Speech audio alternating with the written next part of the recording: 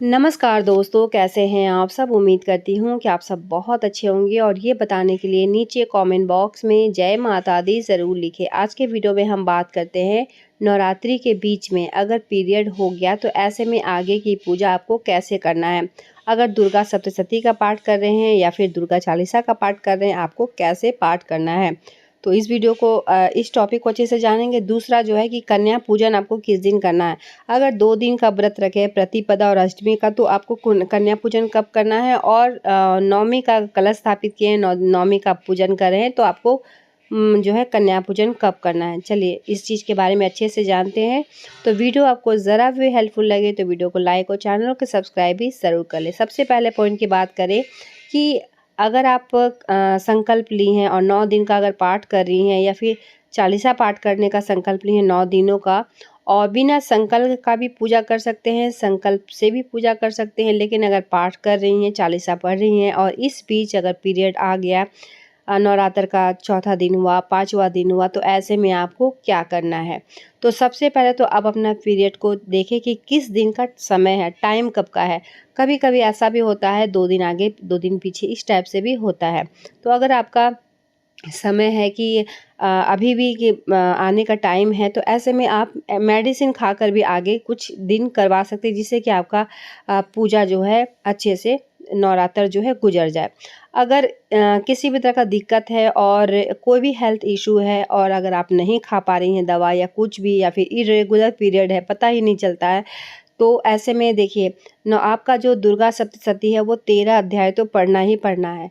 लेकिन खुद को भी आप ध्यान रखते हुए कि 13 अध्याय पढ़ रहे हैं और इस बीच में कोई दिक्कत ना हो, तो इससे आप अध्याय जो है थोड़ा जो 13 अध्याय है उसको कम से कम थोड़ा जल्दी करने का कोशिश करें। और इस बीच अगर आ जाता है पीरियड और 5 दिन तक आपको कुछ भी नहीं करना होता है, तो जो लास्ट के समय होता है उसमें भी आप जल्दी से 13 अध्याय जो है कंप्लीट कर ले। यानी 3-3 अध्याय, 4-4 अध्याय करके भी पाठ करके आप 13 अध्याय कंप्लीट कर सकती हैं।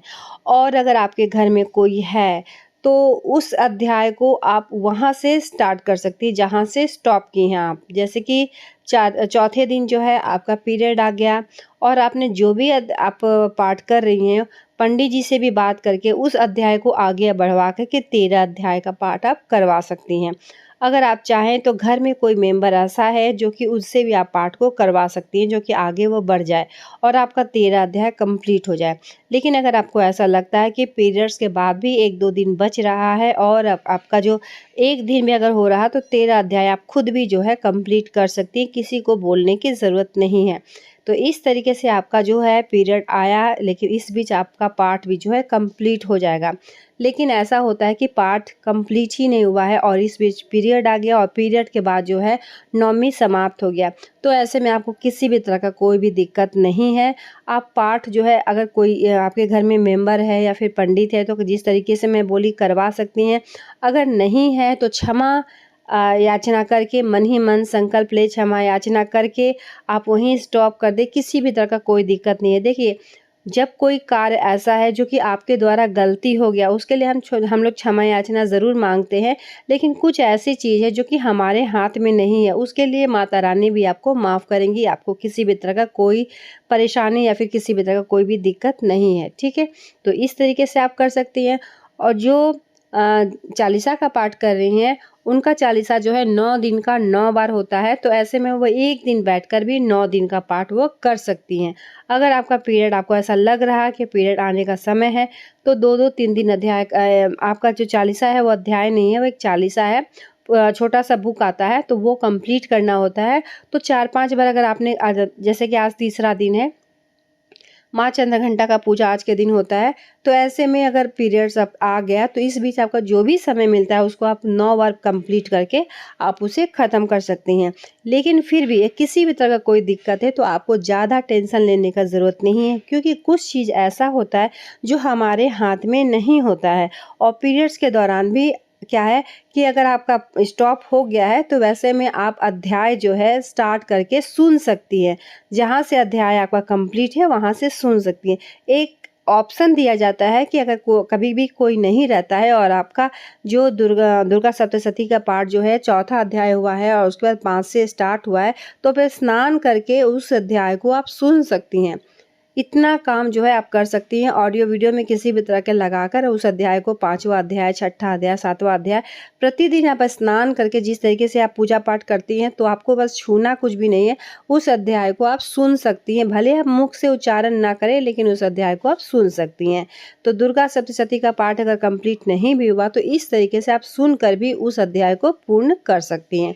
ठीक है, अब बात करते हैं कि अगर आप 2 दिन का पाठ पूजा की हैं, व्रत रखी हैं, तो आपको कन्या पूजन किस दिन करना है। तो इस बात को आप समझ लें कि देखिए, कन्या पूजन अगर 2 दिन का अगर व्रत रखी हैं, प्रतिपदा और अष्टमी, तो अष्टमी के दिन आपको कन्या पूजन कर देना है।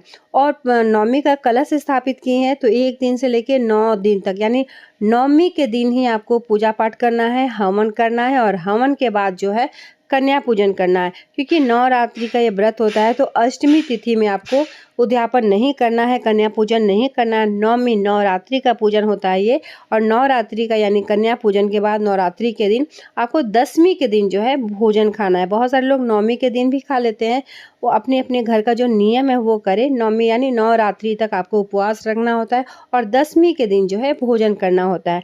ठीक है, हर चीज़ के बारे में बता दी। फिर भी बता दे रही हूँ कि अगर पीरियड्स के दौरान अगर आपका नवरात्रि में पीरियड्स आ जाता है, तो इस दौरान आपको टेंशन लेने का ज़रूरत नहीं है। जितना भी आपका हुआ है उसके बाद आप ऑडियो में उस चीज़ को सुन सकती हैं। मतलब कोई भी चीज़ जो हमारे हाथ में नहीं है, इसीलिए कहा जाता है कि जितना हुआ है उसके बाद से आप सुन सकते हैं। स्नान करने के बाद शुद्ध सात्विक होकर उसको अच्छे से आप सुन सकती हैं। ये भी एक ऑप्शन है, लेकिन मन में किसी भी तरह का दुविधा आपको नहीं रखना है। तो उम्मीद करती हूँ कि मेरे द्वारा दी हुई जानकारी से कहीं न कहीं आपको लाभ ज़रूर मिलेगा। फिर भी किसी भी तरह का डाउट, सवाल, सुझाव है, नीचे कमेंट बॉक्स में ज़रूर बताएँ। और माता को खोइचा किस दिन भरना चाहिए, खोइचा में क्या-क्या देना चाहिए, खोइचा देते समय कौन-सी गलती नहीं करना चाहिए, और किस दिन खोइचा नहीं देना चाहिए, वो वीडियो मैं चैनल पर लाऊँगी, तो उस वीडियो को भी आप लोग अच्छे से देखिएगा। चलिए मिलती हूँ एक नई वीडियो के साथ, तब तक के लिए धन्यवाद।